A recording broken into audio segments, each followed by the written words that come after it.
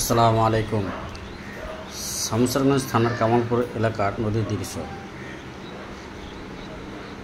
এতটা আতঙ্কিত হওয়ার কোনো দরকার নাই, কিন্তু হ্যাঁ, সতর্ক থাকা ভালো। কারণ নদীর দৃশ্য আপনারা দেখতে পাচ্ছেন, মানে ভয়াবহ দৃশ্য।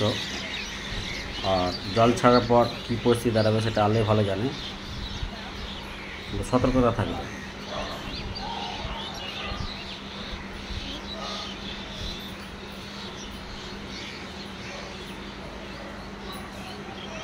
দেখতে পাচ্ছেন